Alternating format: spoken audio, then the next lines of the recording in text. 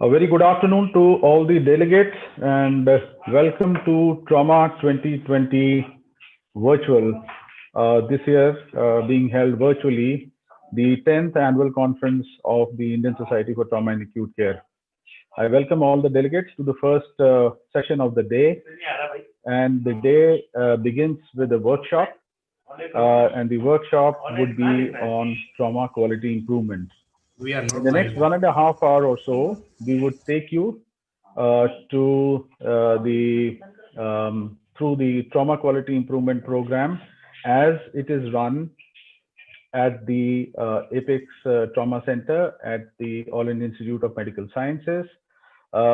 Let Before that, I'll just introduce that along with me, presenting this workshop would be my co-faculty for the workshop, Professor Sushma Sagar, Professor Subodh Kumar, Dr. Dinesh Bagaria, and also we would have three resident presentations of the trauma audit by Dr. Pranay, Dr. Joseph, and Dr. Vijayan.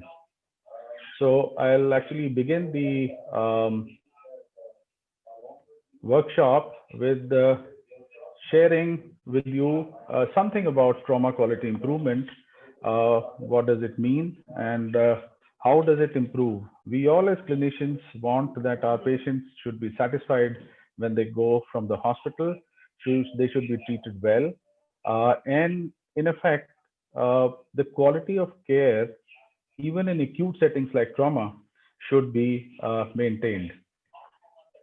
So we will go through this particular presentation. I represent the Jayaprakash Narayan Apex Trauma Center, the whole team, which was conceptualized in '84 and then established in 2006 as a level one state-of-the-art patient care center.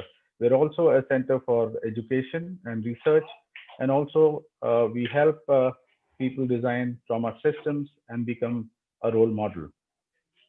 Well, I'll just go through the outline of the workshop. Initially, I would be discussing something about quality in healthcare, systems of trauma care, and how do they differ from standard healthcare systems, uh, how to maintain quality of care in trauma settings, something about the Donabedian model of quality improvement in healthcare, and also, in order to measure or define quality, we need to measure it. And how do we measure it in trauma? We'll go through that. After that, we would perform an actual trauma surgery audit like we do on a weekly basis at the Apex Trauma Center. And then finally, we would discuss how regular trauma audits could help. I would encourage all the participants and delegates to punch in their questions in the question area, and then later on, I can take those questions with the faculty. Well, to begin with, I always say, how would you, as a common man, define quality? So I always pose a question to all the participants of this workshop. If you have to say travel from Delhi to Mumbai, considering that you have all the resources, how would you like to go? By road, by rail, or by air? And to be very frank, overwhelmingly, the response is we all love to fly. And there's a reason to it. It's not that it is jazzy to fly or it is, sort of anything to do with money, but it has to do with quality. How quality has taken over the aviation industry, we should learn from it. And I think both rail and roads are not as safe as probably air travel is. In terms of quality, if I define quality, it is nothing but a standard of something as measured against other things of similar kind, or excellence in something. So basically, it's a standard grade class classification, whatever you might call it, but it is comparative in nature. The quality of healthcare, as defined by the Institute of Medicine in the US, has six attributes. It should be safe, patient-centric, timely, effective, efficient, and also equitable. So basically, quality of healthcare may be defined as the right thing at the right time in the right way for the best possible results.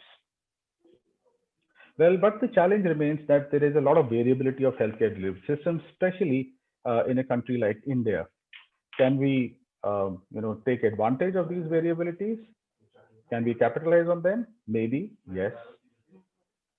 So we could actually,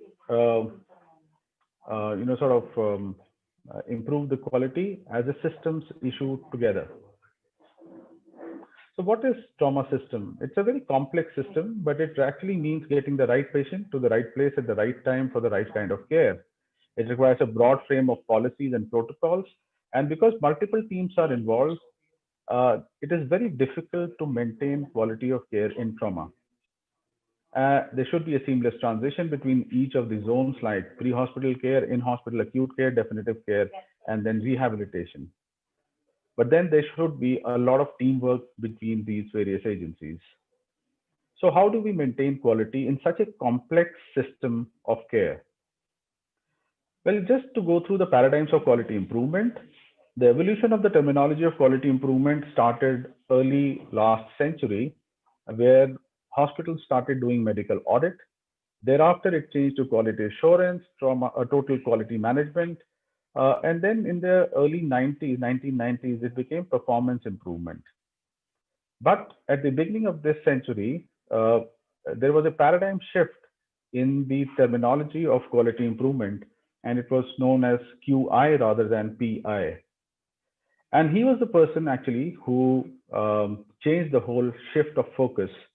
Albertus Donabedian was a renowned public health scholar, and he pioneered the effort to shift the focus away from the individual care provider in a healthcare system to actually systems. So even if a person is working in a system, he should not be held responsible for whatever happens to the patient.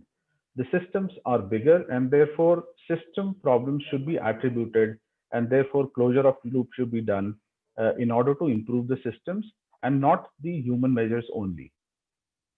Well, he defined three elements of quality: the structure, the process, and the outcomes. Can we measure structure? Can we measure processes? Can we measure outcomes? Yes.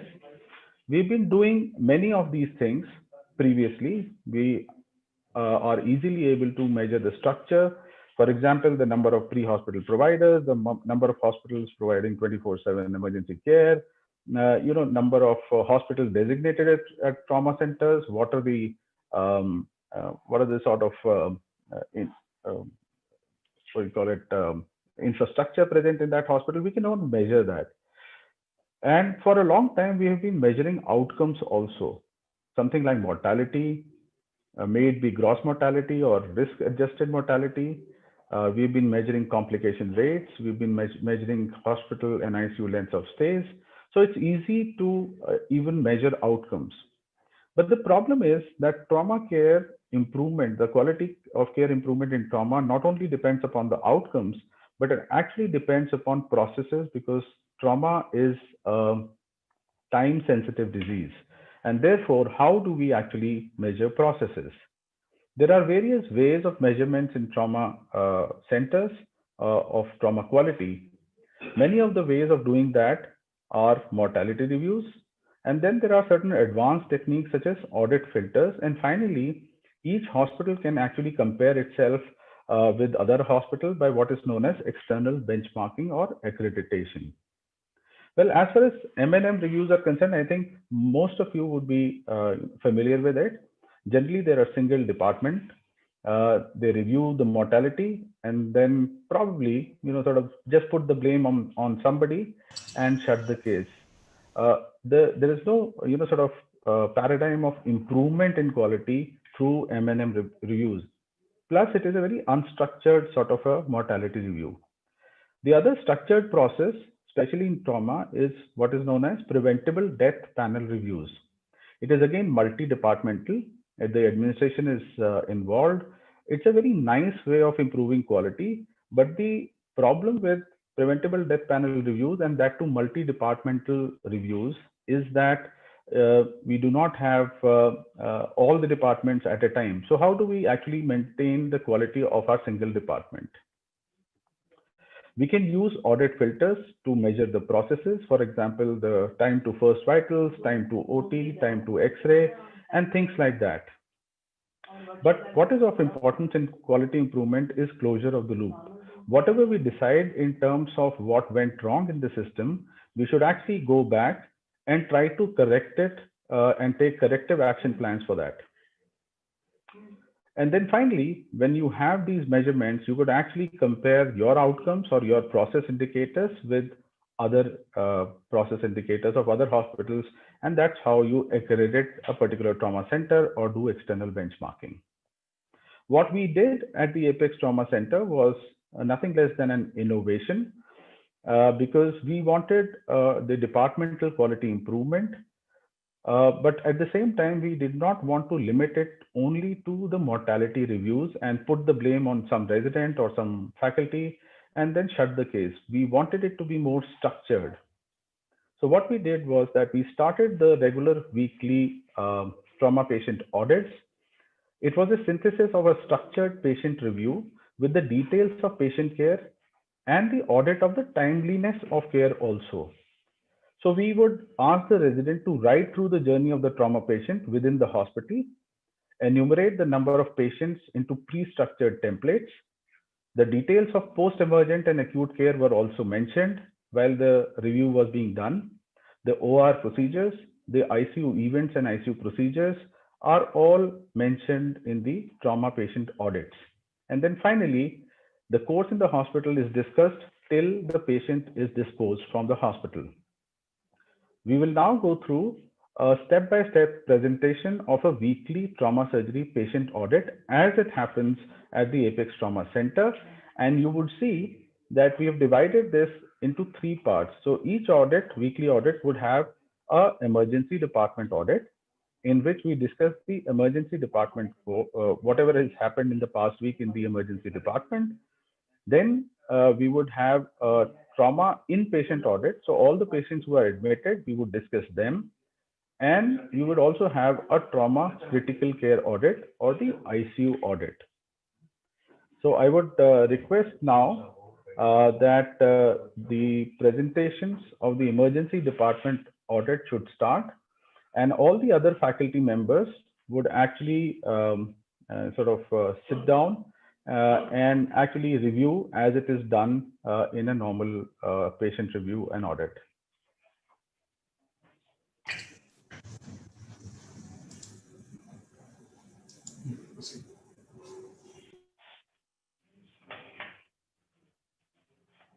Dr. Pranay, you can start with the.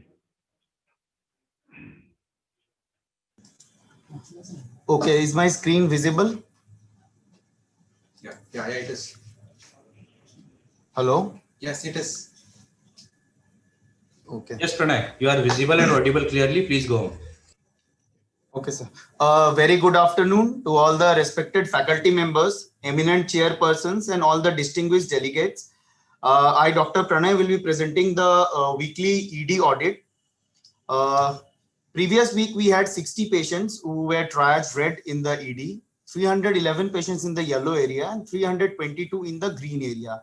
We triage those patients who have a airway, breathing, and circulation abnormality, or who are suspected to have an airway, breathing, and circulation abnormality, or with a dangerous mechanism in the red area. We triage patients who don't have any airway, breathing, or circulation issues, but need surgical care in the yellow area, and green patients are walking wounded. Black is broad dead patients in the ED. So in total, we had 700 patients in the ED. This is the red area breakdown of the patients who arrived in the red area bay. And we, trauma surgery department took care of 24 patients in total. From 24 patients, 11 were admitted from the red area, 13 patients were down triaged, and out of the down triaged patients, 5 were admitted from the red area. 3 patients came out to be COVID positive and were shifted to the COVID trauma facility, and 7 patients were discharged. We have 2 units in our department. In total, 22 patients were admitted in the department in last week. 11 patients from the red area and 11 patients from the yellow area. Unit 1 admitted 13 patients and Unit 2 admitted 9 patients. This is the institutional protocol we have been following in the last 5 months of the COVID.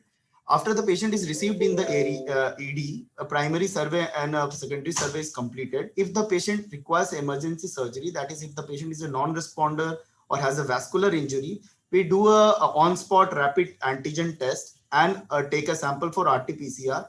If the rapid antigen test is positive, we take the patient to a suspect OT. And if it is negative, we take it in a normal OT. And after the surgery, we shift the patient to a ward with unknown COVID status patients. And after the RT-PCR report arrives, we shift the patient to the respective either COVID facility or a general ward ICU.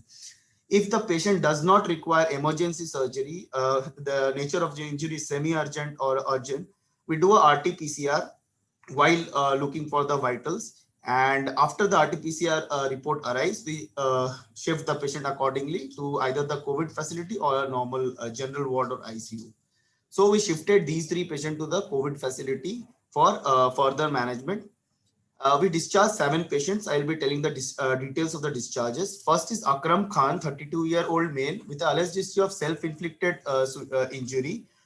Primary survey and adjuncts were normal. A secondary survey showed anterior neck wound with hesitation cuts. Patient was sutured in the minor OT and after down triaging and then discharged. A second patient is Khilu, 40-year-old male. A 40-year-old male patient with the alleged history of pedestrian hit by a 4-wheeler. Primary survey and adjuncts were normal. On secondary survey, he had a it has laceration on the right medial aspect of the foot. NCCT and head spine was normal. CT torso showed grade 2 splenic injury. We observed the patient in the ED for 36 hours and discharged the patient after that with warning signs.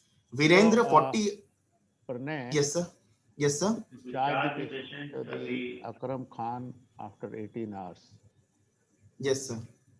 And it was a self-inflicted injury. Yes, sir. So did you take a psychiatric opinion? Actually, sir, we missed on that part. We could not take a psychiatric review. Probably, sir, we will call the relatives of the patient and bring him back for follow-up in the psychiatry wards. No, but you know this is important. Yes, sir. Okay. Third patient is 40-year-old male patient with the alleged history of 2-wheeler hit by truck. Primary survey CCT was positive. Rest of the primary survey and adjuncts were normal. Secondary survey was normal. NCCT head and C-spine was normal. CT torso showed a right-sided 6th and 8th rib single point fracture with no hemopneumothorax. This patient was discharged after 8 hours of coming to ED. A fourth patient is Pawade, 56-year-old male with an alleged history of fall from the first floor, probably under the influence of alcohol. He was presented to the ED 48 hours after injury. Primary survey was normal, except for he was M6, but he was agitated. Adjuncts were normal. He had a laceration of 2 into 1 centimeter over the left supraorbital region. NCCT head with C-spine was within normal limits. The patient was discharged 5 hours after his coming to ED. Ashik Ali, 20-year-old male with an alleged history of 4-wheeler hit to a truck. Primary survey was normal. Adjuncts, he had a posterior hip dislocation in the pelvic X-ray in the PXR, which was done in the adjuncts. Secondary survey showed a laceration over the forehead, and his right hip was adducted and internally rotated. NCCT head and C-spine was normal. A CECT torso showed a right acetabular posterior wall comminuted fracture, and after reduction of the fracture under short GA, the patient was discharged after 14 hours of coming to the ED. Next patient is Vinod Kumar, 40-year-old male with an alleged history of high velocity motor vehicle injury with co-passenger death. A primary survey and adjuncts were normal. He had a laceration of 4 into 1 centimeter over the left cheek. CT torso and NCCT head spine was done in view of a dangerous mechanism. And after suturing his left cheek wound, the patient was discharged 3 hours after the injury. Pranay? Yes, ma'am.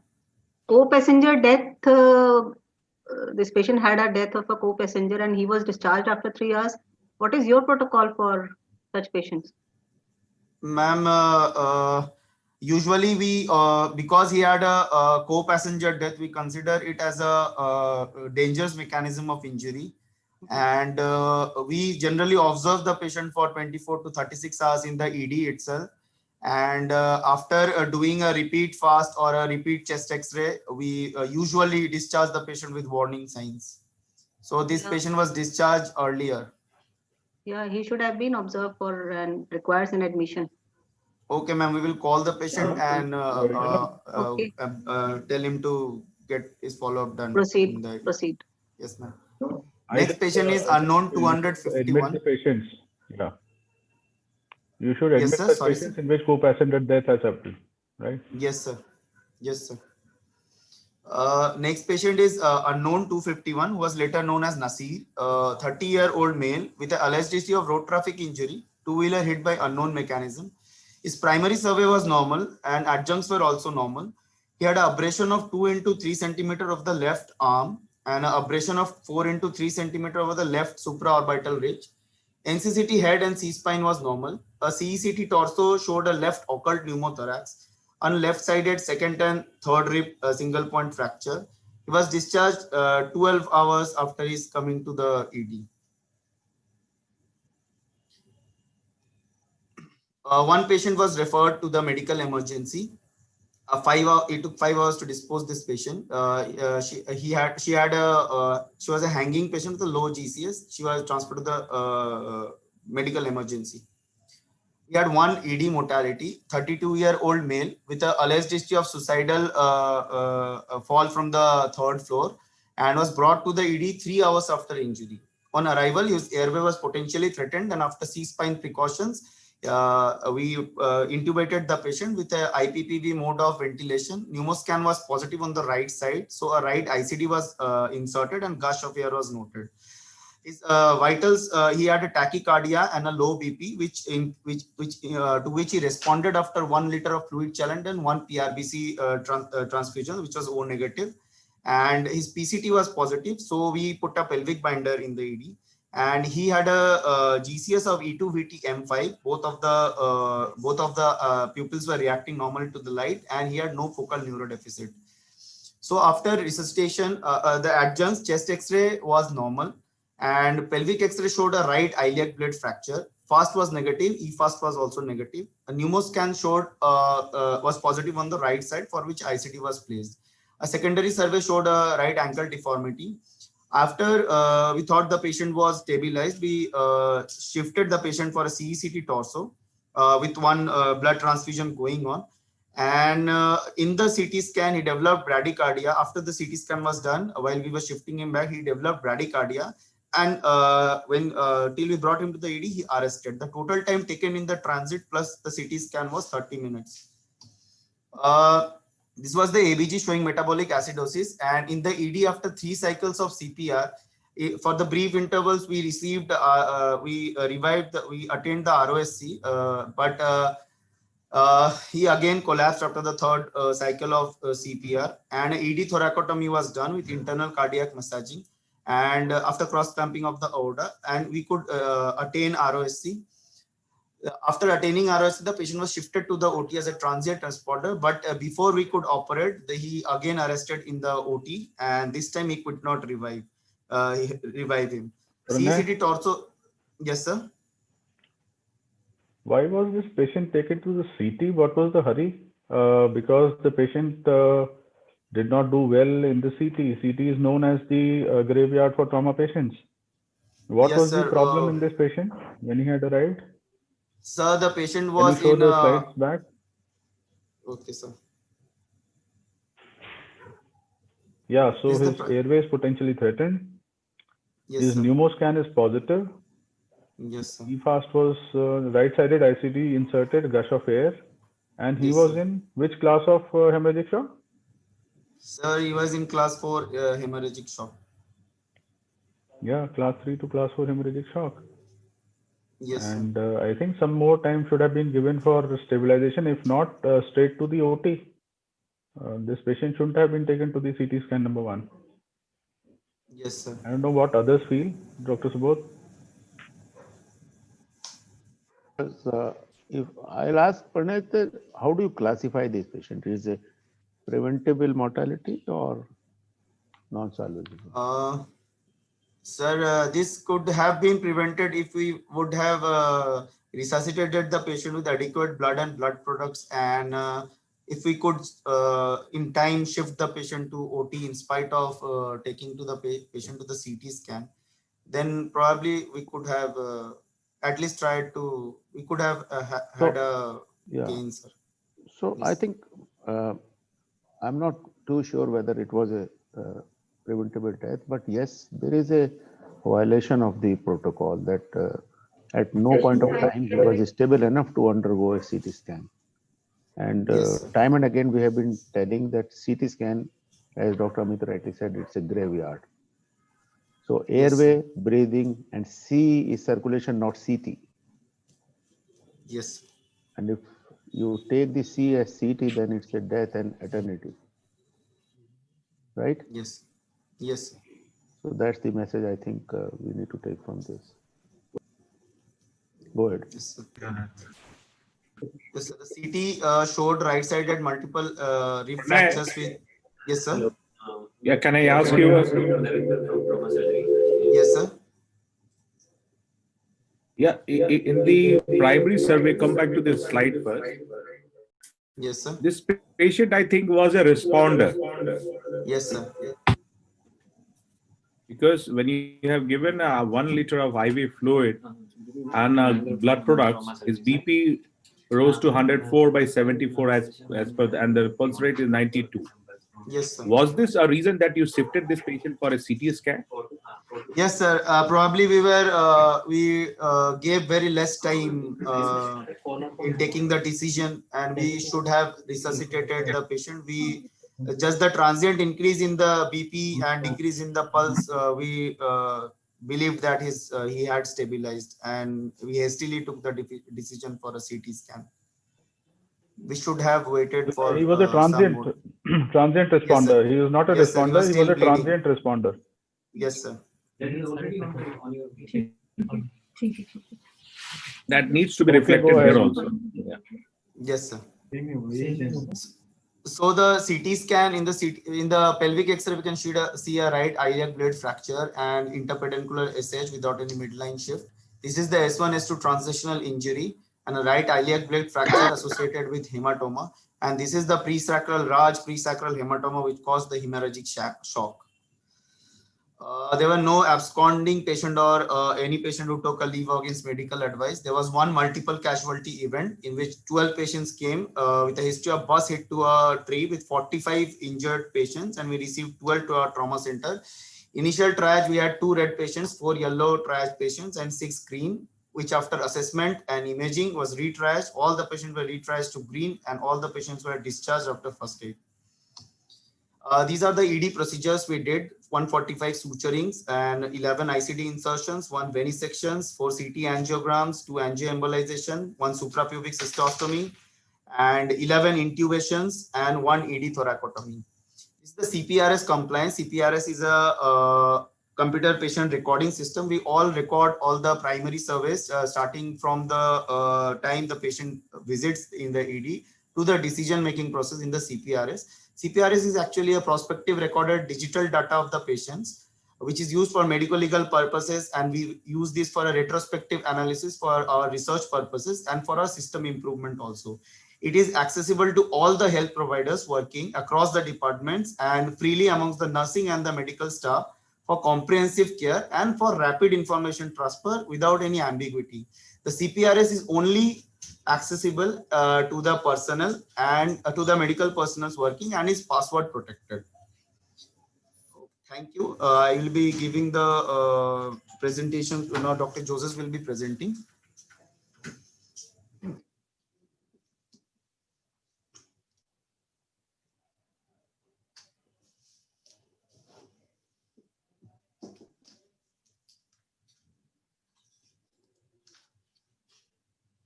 Good afternoon all.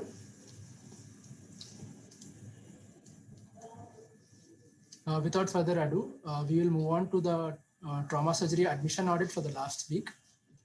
In the last week, we had a total of 24 admissions, out of which 22 came from the ED, and 2 patients were follow-up. One was admitted via the ED and one was admitted through our follow-up. We had 3 patients who turned out to be COVID positive and were transferred to the COVID facility, and 1 patient who was transferred from the ward to the neurosurgery department, which will be discussed in detail. We had a total of 11 discharges and 2 mortalities, 1 old patient and 1 new patient.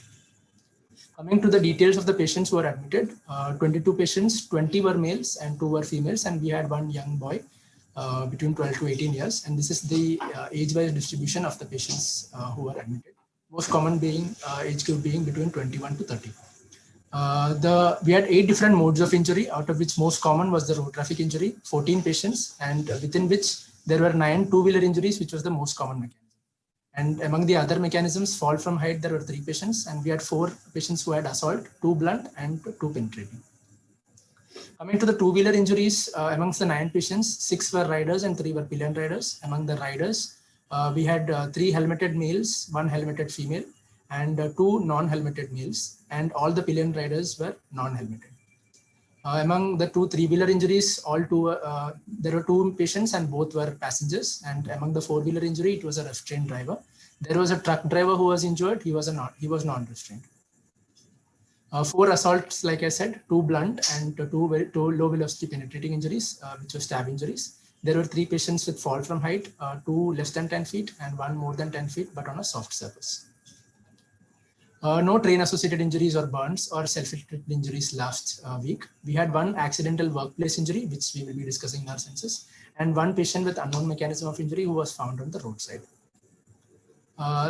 Out of these 22 patients, most of them had polytrauma with multiple regions and systems being involved. And the total number of injuries in all of these 22 patients combined adds up to around 53 different injuries. There were 5 patients who had head and neck trauma, out of which only 1 patient had isolated head and neck trauma, and all the other patients had injuries in other regions as well. Similarly, in patients with maxillofacial trauma, only 1 was isolated, and all the other 4 patients had associated injuries in other regions. Same goes for thorax, 8 patients with 2 isolated and others with associated injuries. 11 patients with abdominal and pelvis injuries, 3 were isolated and others had associated injuries. 14 patients who had extremity, pelvis and shoulder girdle injuries, 3 were isolated and others had associated injuries. And 2 vascular injury patients, 1 was isolated and 1 had associated bone injury in the extremity. 8 patients with soft tissue, none were isolated, all had associated injuries in other regions. Now we will come to the specific regions and patients. There were 8 patients in thoracic trauma. Out of these 8 patients, 2 had only pneumothorax, 2 had hemothorax, 2 had hemopneumothorax, 1 patient had occult pneumothorax, and 2 patients had associated lung contusions. In these patients, we placed a total of 9 intercostal drains. 3 patients received epidural analgesia as part of their pain management. 2 patients received serratus anterior block in the ED for their pain management, and no patient in the last week received PCAs. We will be coming to individual patient details. In this slide, we will be seeing the patient demographics and the pre-hospital management. This will be the area where we will be able to see the ED management, initial ED assessment and management, and imaging details. This will be what interventions and what management we did following that. These are the trauma scores in this column, and the last is the final ED disposition which happened. So let's come to the first patient. She is Mrs. R, a 50-year-old female who came with a history of pedestrian hit by an animal, possibly a bull. She was initially taken to a nearby hospital and referred in an ambulance accompanied by a doctor. In the ambulance, the accompanying doctor had to intubate the patient because she had acute respiratory distress, and she came to us 4 hours after the injury. Her initial triage was red.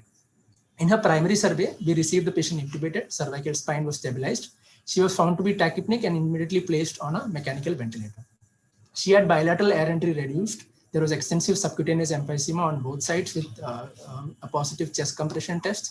And in view of these findings, we placed bilateral intercostal drains, and there was gush of air on both sides. There was mild air leak from the ICD, which was placed on the right side. There was a visible flail segment, which we could see on the right side. And the pneumoscan, which was done, was inconclusive because of extensive subcutaneous emphysema. Patient had baseline tachycardia of 120, but BP was within normal limits. Pelvic compression test was negative. She was fast negative, and her arrival GCS was E1 VT M4. After placing of the ICD, this was the initial X-ray which we got done, where we can see the extensive subcutaneous emphysema, and the lung appeared to have expanded on this X-ray. After a period of 1 hour and resuscitation, we shifted the patient for a CT scan. During the CT, while it was ongoing, after the thorax and abdominal phases were completed, patient collapsed on the CT table, and we had to rush her back to the AD, where we started resuscitation as per ACLS protocols. And after a period of 10 minutes, we were able to achieve ROSC. We reviewed the CT scan again, and we found that the right lung had not expanded as we assumed, and the right lung was found to be completely collapsed in spite of the ICD being inside the thoracic cavity. We placed a second chest tube on the right side, and this is the chest X-ray which we can see after the second chest tube has been placed. After resuscitation with ACLS protocols, patient's ROC was achieved, and her SATs improved to a good number above 90%, and patient's hemodynamic condition also improved. The CT also showed a suspected injury in the mesentery, and because of this and the chest wall defect which we could see on CT, we decided to explore the patient in OT. She was taken to OT after a period of 2 hours in total, and we did a right anterolateral thoracotomy followed by a laparotomy. In the thoracotomy, we could see that there was a peripheral air leak which we repaired, and 2 ICDs were placed and positioned, and the thoracoplasty was done for the chest wall defect. The laparotomy was non-therapeutic. Post-operatively, this patient was shifted to the ICU for further management, and her ICU course will be discussed.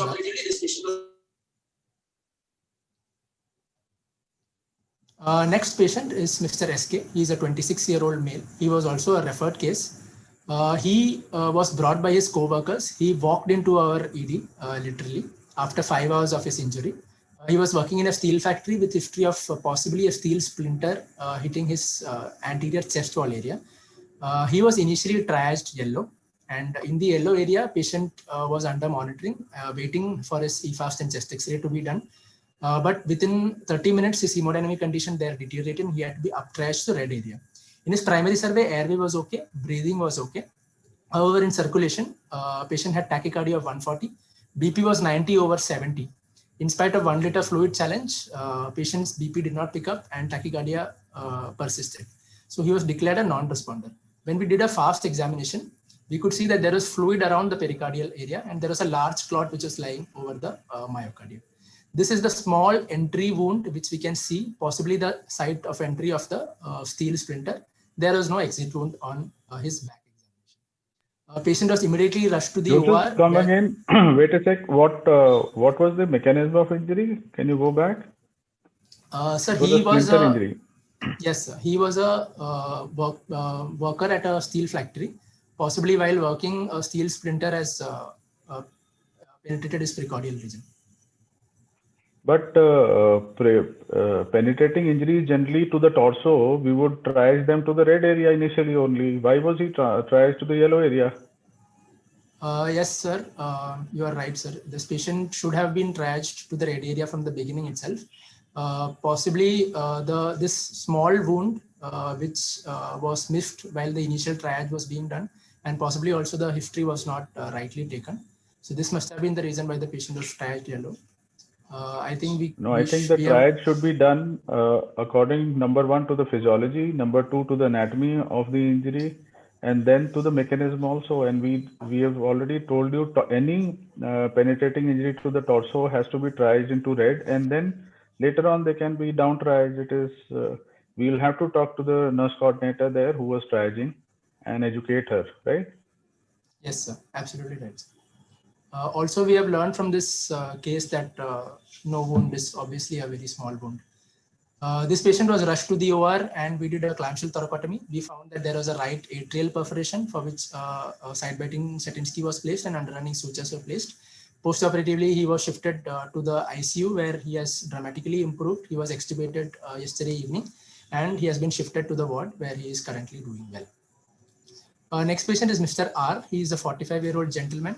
He was also a referred case. He was initially taken to a nearby hospital with a history of fall from height, 2nd floor, where they did a non-contrast CT of the chest and found that he had multiple rib fractures with a large pneumothorax on the left side. However, ICD was not placed there. He came to us almost 12 hours after his injury. He was triage red. In his primary survey, he had features of severe chest injury. Left side chest compression test was positive. Air entry was reduced. Room air saturation was 93%, and pneumoscan was positive. So we placed a left-sided ICD, and immediately his saturation improved to 98%. His primary survey was otherwise normal. Chest X-ray showed multiple rib fractures with surgical emphysema. Patient was shifted for a CT scan. Here we can see the outside images with a large pneumothorax on the left side without the ICD. Here we can see our CT scan which is done, which shows the ICD in place, but we can see that the left lung has not expanded. The right main stem bronchus is very well seen. However, the left main stem bronchus appears to have been occluded, possibly by a mucus plug. We can also see the displaced rib fractures impinging on the lungs. This can also be seen in the VRT image. In view of all of these findings, we shifted the patient to the ICU where a bronchoscopy was planned, and his further course there will be discussed in our ICU census. Coming to solid organ trauma, Mr. RS is a 26-year-old gentleman. He was brought also as a referred case after receiving initial treatment at a nearby hospital, 4 hours after injury, with a history of two-wheeler helmeted rider hit by a truck. He was triage red. In his primary survey, he had a positive chest compression test with pneumoscan, also positive on the right side, for which we placed the right ICD. This patient was tachycardic on arrival. However, his tachycardia settled with initial fluid bolus challenge. He was fast positive in the all abdominal quadrants. His ABG, which we did in the initial sitting, showed severe metabolic acidosis with elevated lactate and base excess. In view of these findings, we intubated the patient and resuscitated him further with blood and blood products. Once adequately resuscitated, we shifted the patient for CT. In secondary survey, we also found that he had a degloving injury of the left upper limb, of the right upper limb, sorry. In the CT, we found that he had a large laceration in the right lobe of the liver with active contrast extravasation. Chest showed multiple rib fractures with aspiration changes in the lower lobe and ICD in place. In view of the active contrast extravasation, we shifted the patient for a DSA. In the DSA run, we did not find any extravasation of the contrast, but we did a prophylactic embolization of gel form embolization of the right hepatic artery. Patient hemodynamic status improved after the angioembolization process. And as he continued to need ventilatory requirement, we shifted him to the ICU, where his further course will be discussed. Joseph, what was the time to CT, and then what was the time to angio? How much time did you take? Time to CT was 1.5 hours, and after that we took around 40 minutes more to shift the patient from there to the angio suite. So after arrival, within 3 hours, the patient was embolized, is it? Yes, sir, 3 hours. Was he a complete responder or a transient responder? Sir, metabolically, the patient was in severe, in almost grade 4 shock because his lactates are around 9, base X is also more than 12. So patient, we have repeated an ABG after blood resuscitation, which showed improved picture, which is why we decided to shift first. Okay, go ahead. Mr. D is a 43-year-old male gentleman who had history of two-wheeler hit by another two-wheeler, came to us 1 hour after injury. He was triage red. His primary survey showed left-sided chest injury for which left ICD was placed. He was also fast positive in all abdominal quadrants. However, hemodynamically he was stable. We shifted him for a CT. CT showed a lacerated liver amounting to grade 5 injury with a large hematoma in the perisplenic area, extending into the left retroperitoneal region as well. This patient was initially planned for non-operative management. We observed the patient closely in the ward for a period of close to 36 hours. In the ward, however, we found that he did not settle. He continued to have abdominal distension. His tachycardia failed to settle in spite of blood and blood product transfusions. And after a period of 36 hours, we abandoned non-operative plan and shifted the patient for an exploratory laparotomy. Intraoperatively, we found that the spleen was shattered and there was a large hematoma in the perisplenic area extending into the left retroperitoneum. The colon and other structures were normal. There was significant hemoperitoneum as well. Postoperatively, patient has been extubated and he is doing well in our HDU ward. So Joseph, you initially planned to conservatively manage the patient? Yes, ma'am. This patient, we decided to do a non-operative management and he failed. So conservative, non-operative means the same, I think. No? No, ma'am. Non-operative management is where we intensively monitor the patient with a plan to abandon it and go for operative management at any point of time. Also, in this patient, we have placed an ICD, which is an intervention. In conservative management, almost amounts to mastery inactivity, while in non-operative management, we keep dynamic monitoring in our all the time in the morning. Okay, proceed. Next patient is Mr. T. He is a 28-year-old male, pedestrian hit by a truck. Also, a referred case came 21 hours after the injury. He was also triage red. In his primary survey, he had chest injury for which a left ICD was placed. Patient also had tachycardia which settled with fluid bolus challenge. He was also fast positive in all abdominal quadrants. Chest X-ray showed multiple rib fractures. Pelvic X-ray showed an acetabular fracture, and he also had clinically long bone fractures of the lower limb. This patient we shifted to CT. In CT, we found that the patient had pneumoperitoneum. Also, there was an area of hypoenhancing area in the head neck region of the pancreas, which was suspected to be a contusion/laceration. In view of the pneumoperitoneum, we shifted this patient to the OR and explored him. We found an ileal perforation for which we did a diversion ileostomy as it was a delayed presentation with contamination. We explored the lesser sac, explored the anterior surface of the pancreas. However, we were unable to find any clear-cut laceration. We even explored the posterior surface of the pancreas after dissection, and we were unable to find any obvious laceration in the pancreas. We did a wide drainage of the lesser sac. Wait. Who was the surgeon? So Sir, myself. the surgeon should have. Okay. So you are getting a very clear-cut picture of a bad contusion in the head and neck area of the pancreas. Can you see that? Yes, sir. Yes. Yeah. So was the capsule of the pancreas open? No, sir. The capsule was not opened. We just explored the anterior surface and the posterior surface. The capsule was not. So was there any hematoma in the head of the pancreas or the neck? So I think, was there any hematoma?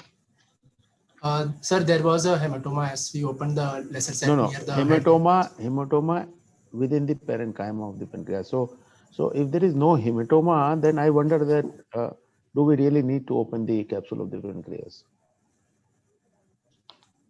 Sir, there was a hematoma. There was a hematoma. We possibly should have. Yeah, we should have opened the capsule of the pancreas to say with confidence that there is no laceration in the pancreas. Yes. Right now? Sorry, sir. No, because if the patient is doing fine, we need to find out, because he had bowel injuries also. He has still a suspected pancreatic injury. For a definitive management, we need to find out. And what do you think is the right way to go about? What imaging would you like to do in this case? Sir, we would like to do an MRCP. We have discussed this case on rounds also with Dr. Biplab as well. And we have done an MRCP. We have gotten it done yesterday evening. And the MRCP does show a clear-cut laceration in the head neck region of the pancreas. So you see, we missed, even on laparotomy, we missed this pancreatic injury. Have you trained as well? Hello. So could you repeat, sir, please? Yeah. Well. You are not audible. Yeah, yes. Clearly. Sir, we have drained the area well. We have placed 2 large bore drains in the lesser sac. It should drain any collection which So what's the plan now? Sir, we are still within 36 to 72 hours of the injury. We can in fact go ahead and see if we can resect the area or we can. But I think this is right to the SMV. Sir, we have discussed it. It is to the left of the SMB. Left to the SMV? Just left of the FMB. Just left to the SMV. Yeah. So then we can still go and how many post-op injury? Post-op day 4. It will be post-op day 4, sir, today. Post-injury day 4. Post-injury day 4, yes. And patient is otherwise doing fine. Yes, sir. So I think we need to take a call whether we should go in and do a pancreatectomy, distal pancreatectomy, or just continue with this non-operative management.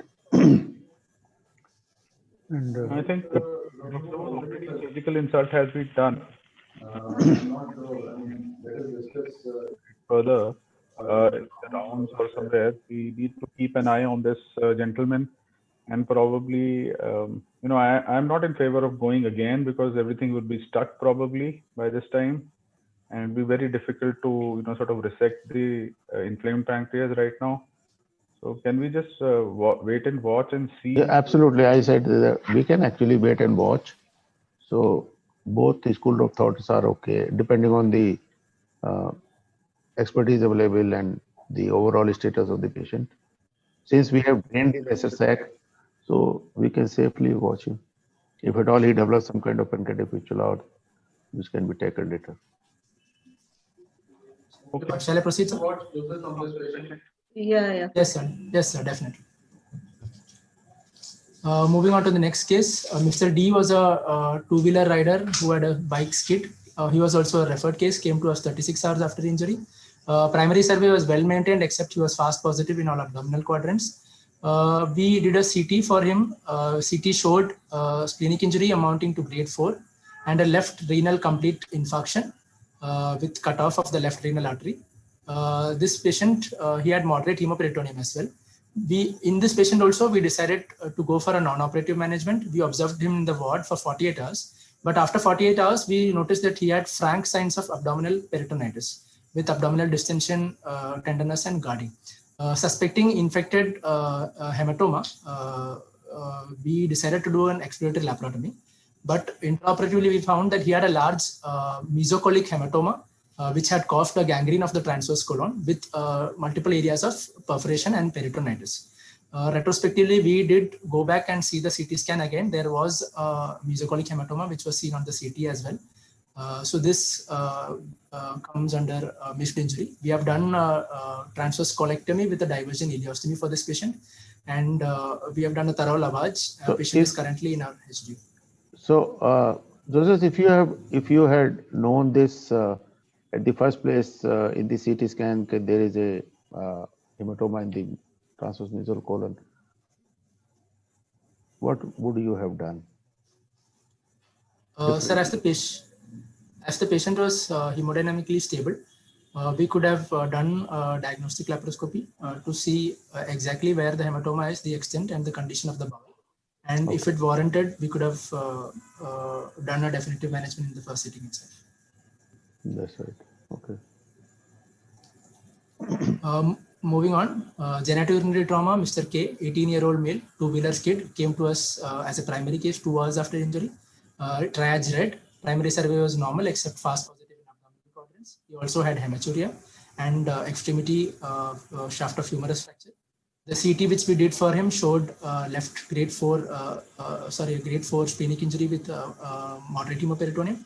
He also had grade 4 left renal injury with extravasation of contrast suggestive of PCS injury in the delayed phase. We took this patient up for a retrograde pyelogram, which showed active extravasation of contrast, which can be seen here. And we did a DJ stenting for him in the same sitting. Now currently patient is in the ward. He is post-injury day 3. We have done a repeat ultrasound, which doesn't show any increase in perinephric collection. Patient is doing well without fever. Labs are within normal limits. Plan is to continue observation as well. This is a shaft. One patient with maxillofacial trauma is, he was an unknown patient found on the roadside by the police about 4 hours after they found him. Triage red because of his severe maxillofacial injuries, because of which airway was potentially threatened, and we intubated him. Primary survey was otherwise normal and adjuncts were normal. This is the severe maxillofacial fractures, which we can see very clearly. There is complete disjunction of the naso-orbitoethmoidal complex with compound fracture of the left maxilla as well, with outer table fracture of the frontal bone with a thin underlying EDH. With our maxillofacial team and our plastic surgery team's help, we took this patient up for OT, and we did a thorough debridement with fixation and facial reconstruction for him. After doing an elective tracheostomy in the beginning, post-operatively, he is doing well in our high dependence unit. He is being weaned off ventilator. So that was a good decision that elective tracheostomy was done. That would enhance his post-op recovery also. Definitely. That is, yes, definitely. Mr. J, two-wheeler rider hit by a truck, came to us as a referred case almost 9 hours after injury. triage red. Primary survey, he had chest injury for his left chest tube was placed. His arrival GCS was 11 out of 15, E3, V3, M5. He also had multiple chest rib fractures and polytrauma in the form of bony injuries of both the lower limbs. This is the initial CT of the head, which shows skull fracture, contusions, and an underlying thin FDH. In view of his polytrauma status, we admitted the patient under us. We have been closely observing him for his GCS and his vitals. Yesterday, we found that his GCS has deteriorated from M5 to M4 status. We immediately did a fresh CT scan, which showed increase in the size of the SDH. We sent a neurosurgery call immediately, and ICP was placed, which was elevated, and they immediately took him up for a left decompressive craniotomy, which was done early morning today. He is currently in the neuro ICU being. Joseph, you said his ISS is how much? 19. 19. How did you reach to 19? Ma'am, he gets an AIS abbreviated injury score of 3 for his FDH, Okay. and he gets a AIS of 3 for his pneumothorax, and Okay. his both bone fracture gets a score of 1. So in the injury severity score, we square the AIS values for regions. The maximum AIS score for a particular region and the highest AIS scores are used, and this we square to get the ISS. When we come to the NISS, we see only the maximal AIS scores irrespective of the region which is used. In this patient, because he had 3 different regions involved, his ISS and his NISS scores will become the same. Okay, right, fine. Mr. B was a 25-year-old male patient, fall from 2nd floor. He was also a referred case, came to us almost a day after his injury, triage red. In his primary survey, he had a positive pelvic compression test, fast positive in the pelvis with bilateral thigh swelling suggestive of bilateral femur fracture. He had a sutured wound in the right groin, and his right lower limb was found to be non-viable and ischemic. These are his X-rays, which shows pubic diastasis, vertical shear pelvic fracture, femur fracture proximal, right subtop femur fracture, and multiple bony injuries. And this is the right lower limb which can be seen, which is ischemic and non-viable, with the sutured wound which can be seen. Patient was planned for diversion colostomy with right hip disarticulation. We did a COVID test for him. However, he turned out to be COVID positive. And we had to shift this patient to the COVID facility, where under all precautions, we did a right hip disarticulation and a covering colostomy. Patient is currently in the COVID ICU. He is recuperating. 2 cases in vascular. Mr. AS is a 29-year-old male, 2-wheeler skid, came to us 12 hours after the injury. Primary survey was normal. He had already done a CT angio outside, which showed a 3 centimeter non-opacified segment in the popliteal artery. In a secondary survey, he had a laceration right at the popliteal fossa on the left side. And the limb, distal pulses were absent. Limb had shown temperature changes. However, saturation was above 90%. Patient came at an equivocal time of 12 hours. We decided to take the patient up for exploration. Did a fasciotomy first. Fasciotomy showed good condition of the muscle. So we explored the popliteal artery, resected the contused segment, did a Fogarty thrombectomy, and did an end-to-end anastomosis with good distal flow.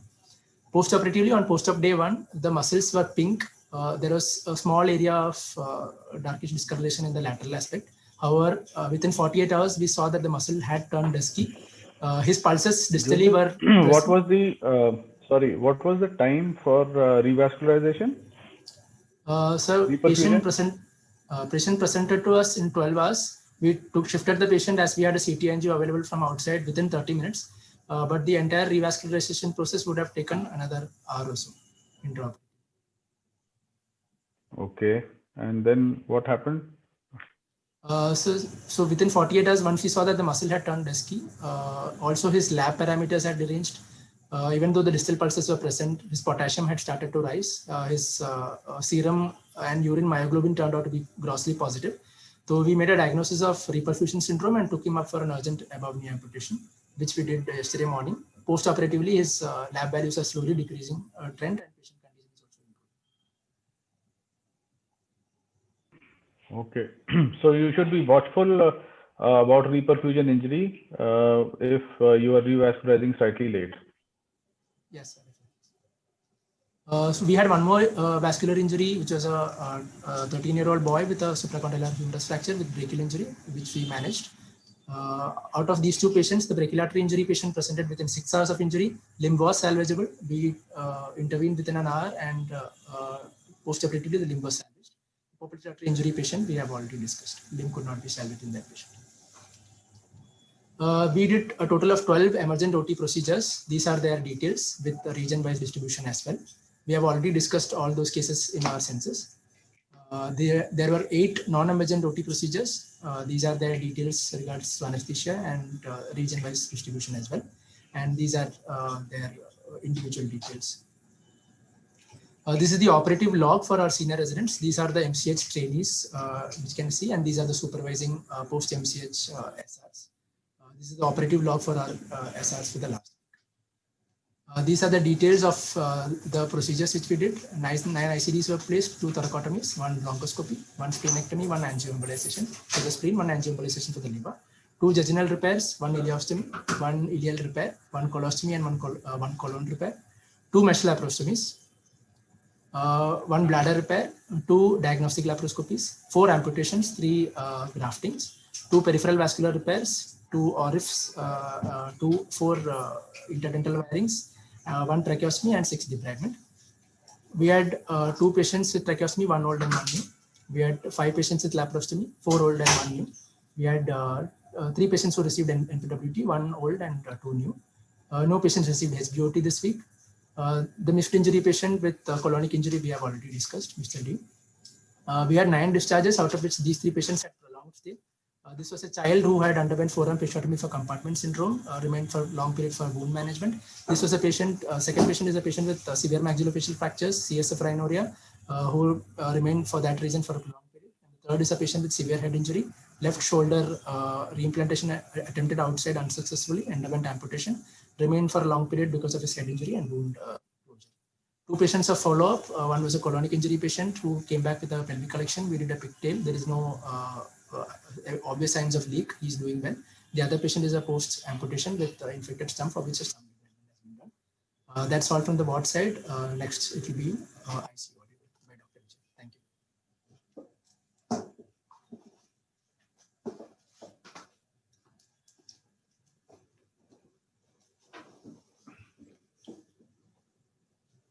Good afternoon all. I'll be presenting the trauma critical care audit for last week. We had total of 3 new admissions, and already there are 3 patients in the ICU.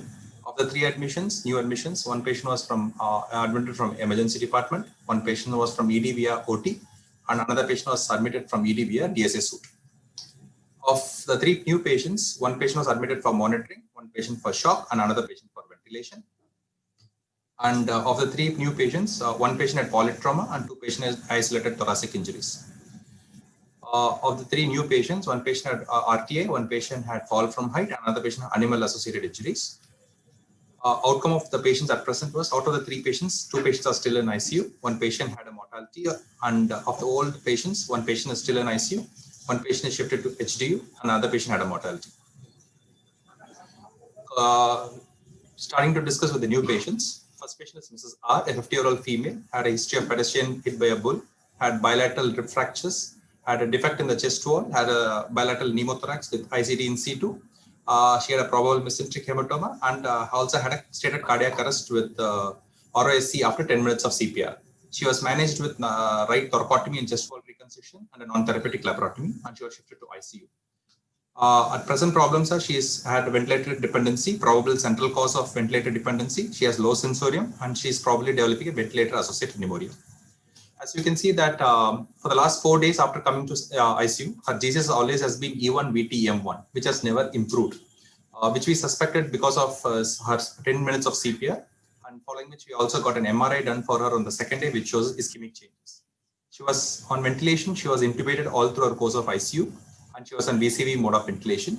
Her hemodynamic stability was normal in the initial 2 days, but however on the 3rd day, she had hypotension, which took at low dose NORAD. This was associated with elevated leukocyte count and elevation in the SOFA score. So based on this, we found we have probably diagnosed her to have probable VAP, and antibiotics were upgraded to meropenem and lidazolit. Apart from this, all other. Yes, sir. just a sec. You said that the antibiotics were changed on day 3 of ICU admission. Yes, sir. Were they targeted antibiotics given, or were they just again change of empirical course? Sir, it was an empirical change of course in view of her ongoing sepsis, because she has got elevated leukocytosis. She's got leukocytosis and hemodynamic instability requiring noradrenaline support. This we can see that this has been supported by an increase in SCOFA score of more than 2 also.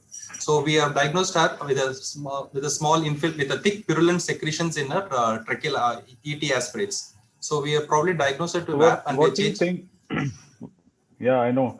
So what do you think might have been the cause of her sepsis source? And number 2, what are the first hour guidelines? How do you define first hour guidelines? So our probable cause of this thing is probably ventilator associated pneumonia, because she has been on 48 hours of ventilator in the ICU. Our first hour guidelines shows that sepsis guidelines should follow the first hour when moment you encounter sepsis. We should target at target based thing based on SOFA score. SOFA score is more than 2, increase of more than 2 of SOFA score is suggestive of ongoing sepsis, which has been associated with high mortality. And within the first hour, all the bundles of sepsis bundle has to be achieved of targeted antibiotics according to the hospital sensitivities, and also her hemodynamic stability and lactate base deficit. Everything has to be corrected as early as possible, and these should be targeted in the first hour in a sepsis bundle.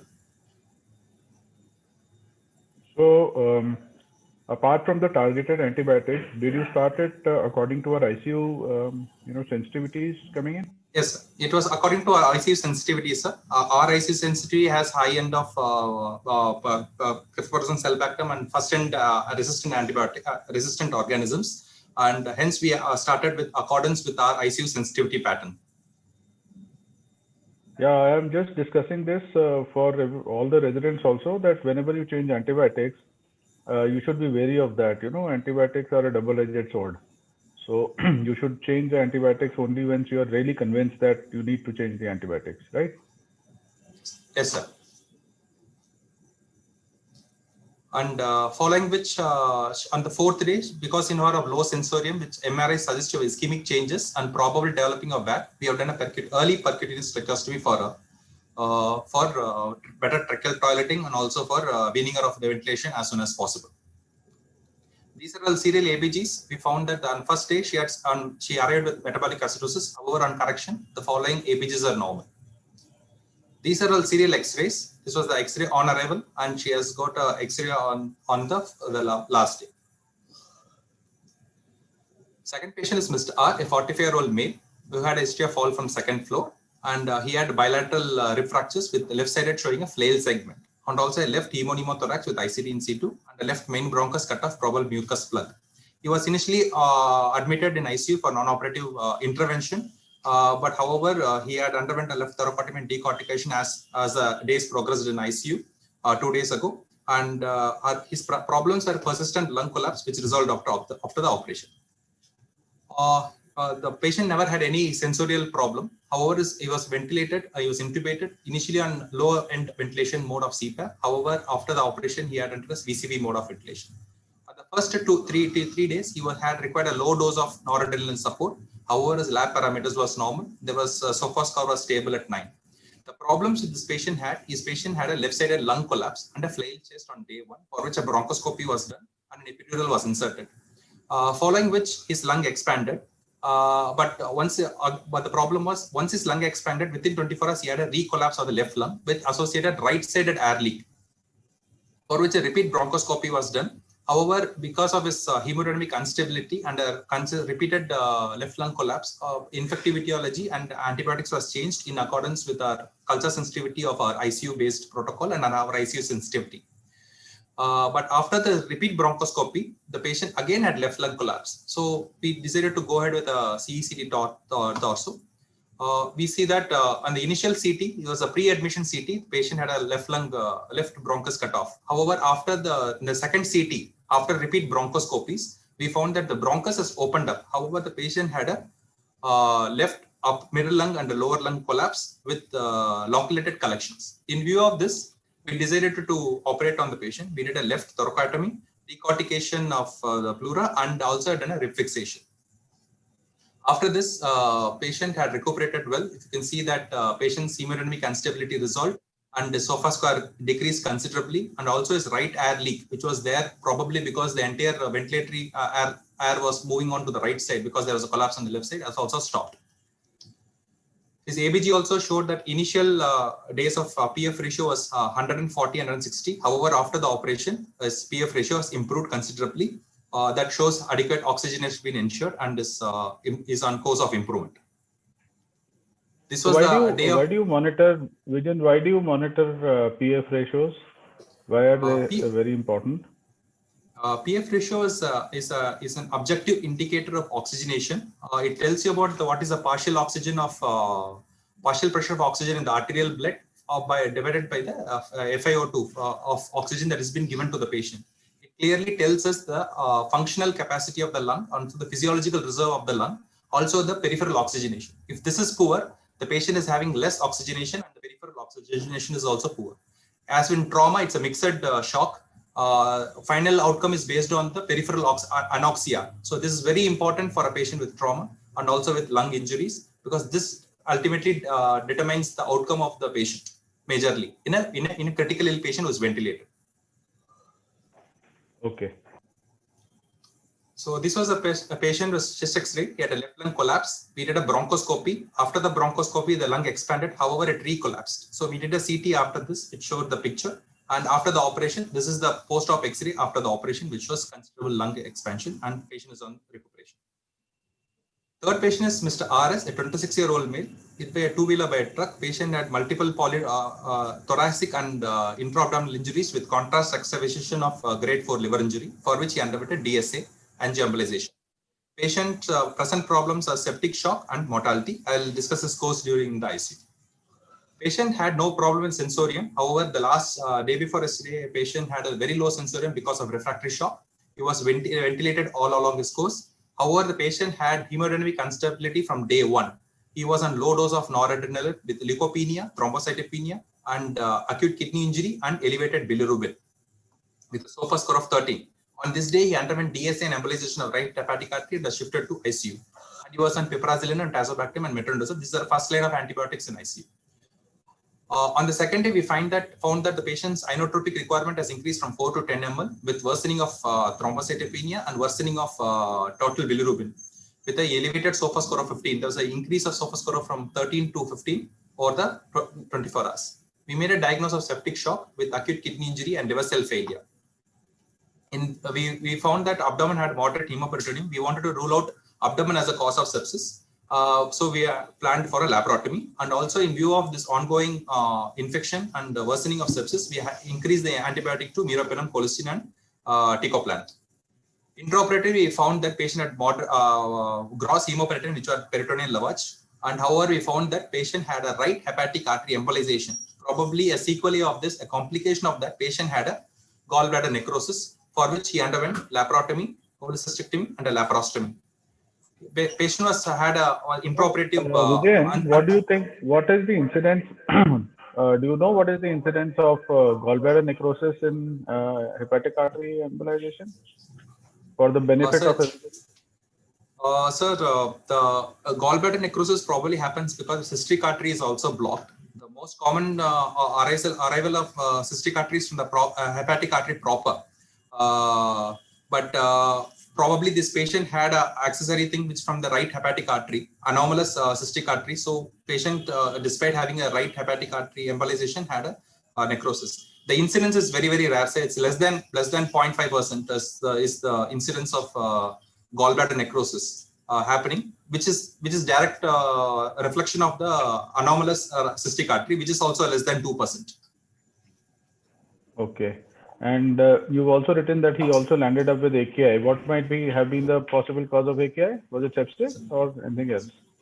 So it's probably sepsis and also associated with liver cell failure also, sir. He probably went into severe liver cell failure, probably a hepatorenal syndrome also associated with it. With this case, we really won't be able to differentiate because it can be sepsis or it can be both. But I would put sepsis as the upfront diagnosis because we can do something about it. We can act on it and we can try to eliminate it.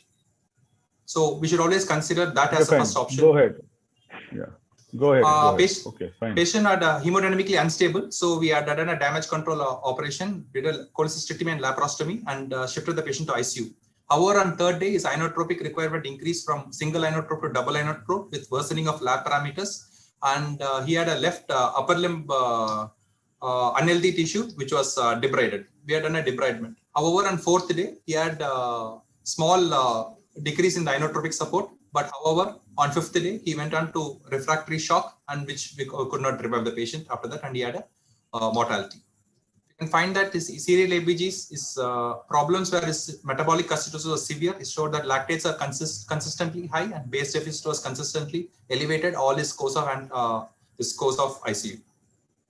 These were his serial X-rays, and he succumbed to his illness on 29th of this month. These were his causes of death. The primary cause is refractive probable septic shock with multi-organ dysfunction syndrome and polytrauma. Mr. A was 30-year-old male who had history of fall from third floor. We can go through the old patients later.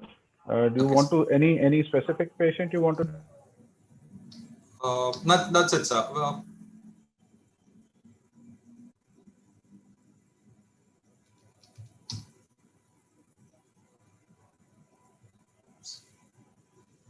These are the ICU procedures that we usually do, and this was the ICU procedures done last week with two percutaneous tracheostomies and hemodialysis, peritoneal dialysis catheter insertion and one epidural insertion.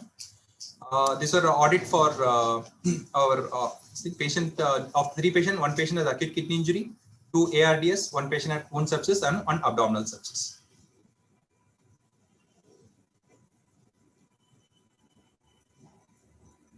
Thank you.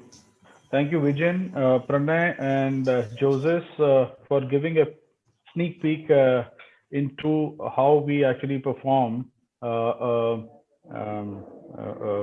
audit, patient audit. And could you stop sharing the screen? Thank you, sir.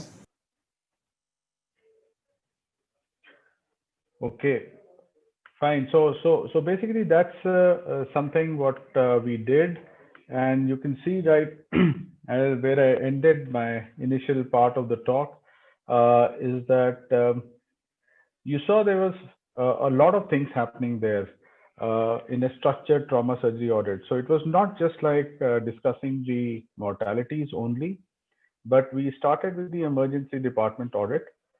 We went on to the same patients once they get admitted, and what was their course in terms of not only what happened in the ED, but also what happened after that. There was considerable discussion on the OR procedures also. There was considerable discussion on the critical care issues in trauma. So what basically do we learn from these structured patient audits? So the take home after this particular workshop, and you could do it in your centers yourself. The only thing is that your data collection should be meticulous, and because it is a weekly thing, you can easily compile the weekly data. If you leave it on to 15 days or 1 month, it becomes very, very difficult to compile the data and then to present it. At the same time, we keep it weekly so that even the patients who are in the hospital, if they have any issues, can be discussed in the whole department with all the faculty members. And as you saw, there were exchanges between the faculty members as to whether or not this particular procedure needs to be done or not. They can be easily discussed, and then better care can be provided to the patients. So a structured and systematic audit plays an important part in analyzing basically the care which is being provided in the actual management of a patient. And you saw that we also discussed the timelines, especially in time critical situations like a damage control or a ED thoracotomy in vascular cases. So if there are any discrepancies in the timelines, they can be corrected later on in the due course, and the residents can be reminded about that. A structured and systematic audit also helps to identify the system or process related issues. Many times what we have found out from these audits were that maybe the residents were ready with the patient needed to go to the OR, but there was a delay of about 15-20 minutes because already a particular case was going on in the OR. And then from the next time on, we try to close the loop and we try to improve the system by, say, opening a second OR for emergent cases.